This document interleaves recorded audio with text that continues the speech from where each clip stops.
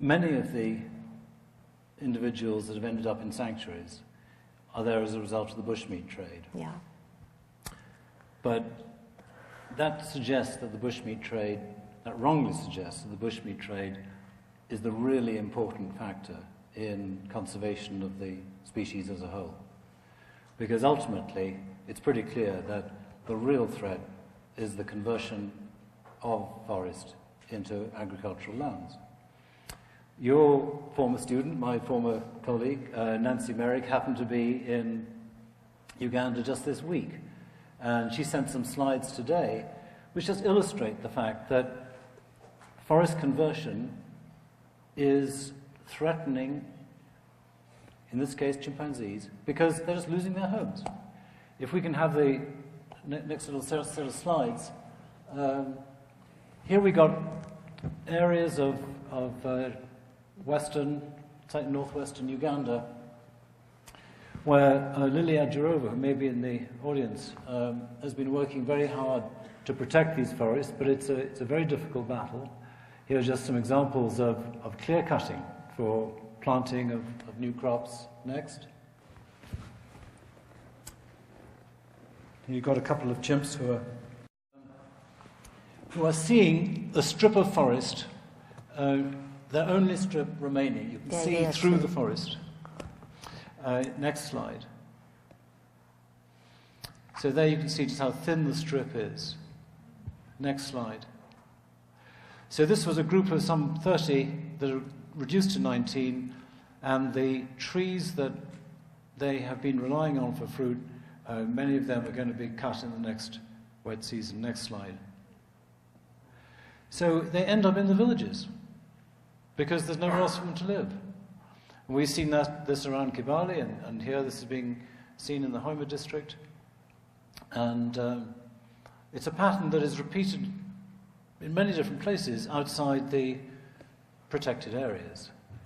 So what this raises is the future for the apes in areas that don't have the terrific dedication of people like you in small areas. So what do we have to do? We have to, a key thing is corridors so that these isolated populations can actually form a viable population, right?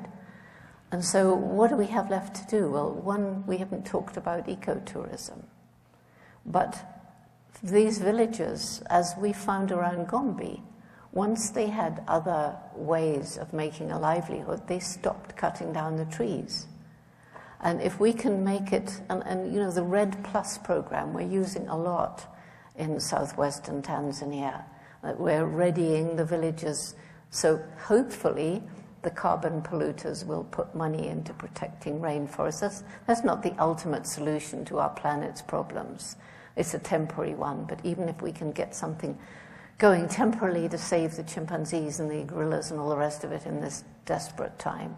So if the villagers realize that the trees growing can provide them with as much income as cutting them down and selling them, and protect the water sources and give them, better quality of life. And the ecotourism can come in and see these chimpanzees, and that adds to the income of the villagers. I mean, we have to grab at everything.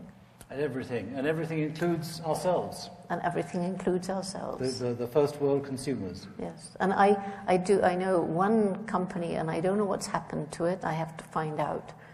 But they had agreed that they would put standing trees in Uganda as part of their net assets in the company's books.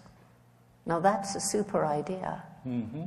So it means that a standing tree in Uganda is an asset for you where you are in Austria.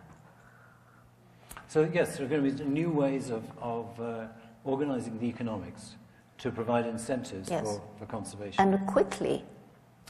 It's not something we can deliberate over for the next 5 to 10 years. We have to deliberate now. Those chimpanzees will disappear otherwise. And because there's so few left, there are people who say, well, they're going anyway, so let's not bother, let's put money somewhere else. We can't do that. That's not the way to go.